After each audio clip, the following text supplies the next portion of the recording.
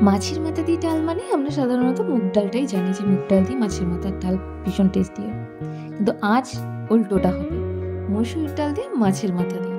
কারণ বাড়িতে সবাই মুগ ডাল খায় না, তাই মসুরির ডাল দিয়ে আজ মাছের মাথার ডাল হবে। খেতে কিন্তু দুর্দান্ত হয়, ডালটা যতই আলাদা হোক টেস্টে কোনো কিন্তু ফারাক নেই। তো আমি এখানে ডালটা ভিজিয়ে রেখেছিলাম ঘন্টা দেড়েকের জন্য, আপনারা চাইলে না ভিজিয়েও রাখতে পারেন, সেহেতু সেদ্ধতে একটু টাইম লাগবে। ডালটাকে এখানে আমি ছেঁকে নিয়েছি।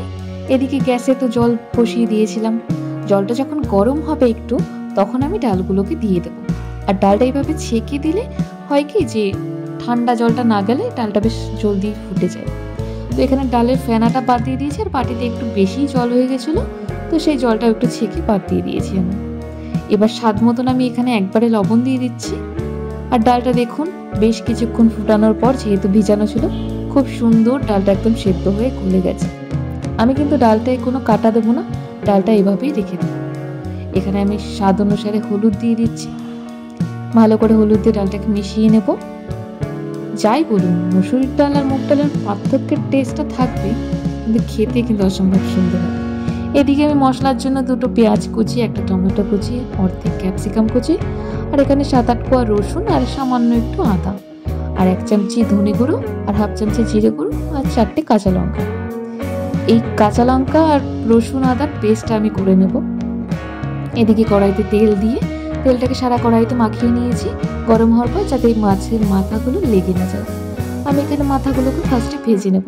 আপনারা চাইলে ডাল সেদ্ধের আগেও মাছের মাথাটা ভেজে নিতে পারেন, সেহেতু আপনাদের একটা সুবিধা হবে যে ডালটা যখন অর্ধেকের বেশি সেদ্ধ হয়ে যাবে তখন মাথাগুলো দিয়ে একবার একটু ফুটিয়ে নিতে পারবেন। এখানে আমি মাথাগুলো ভালো করে ভেজে নিয়েছি, এবার মাথাগুলোকে তুলে নেব। মাথাগুলোকে আমি তুলে নিয়েছি সব। এবার যে ডালটা সেদ্ধ করে রেখেছিলাম সেটাকে আবার একটু গ্যাসে বসিয়েছি, কারণ ডালটা আমি আগে সেদ্ধ করে রেখে দিয়েছিলাম। এই মাথাগুলো দিয়ে জাস্ট 2 মিনিট মতন একটু গরম করে নেব ডালটাকে, যাতে মাথাটা একটু সেদ্ধ হতে থাকে গরম ডালে থাকলে। এখানে আমি মাছ ভাজার ওই তেলেই আমি এক্সট্রা আর তেল দিইনি। এখানে শুকনো লঙ্কা দিয়ে দিয়েছি, তেজপাতা দিয়ে দিয়েছি, গোটা গরম মশলা দিয়ে দিয়েছি, আর 1 চামচি গোটা জিরে। এবার এখানে আমি পেঁয়াজ কুচি দিয়ে দিচ্ছি, যে 2টো পেঁয়াজ কুচিয়ে রেখেছিলাম। এবার পেঁয়াজটা একটু ভাজা ভাজা করে নেব, মিনিট 3 মতন পেঁয়াজটা ভেজে নেব।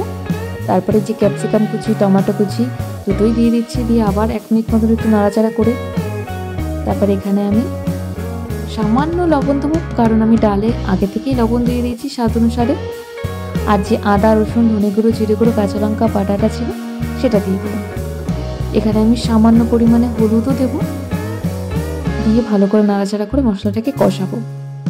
আর এখানে 1/2 চামচি মতন কাশ্মীরি লঙ্কার গুঁড়ো দিয়েছি, আর সামান্য একটু লবণ দিয়েছি, আমার মনে হয়েছে লবণটা একটু লাগবে।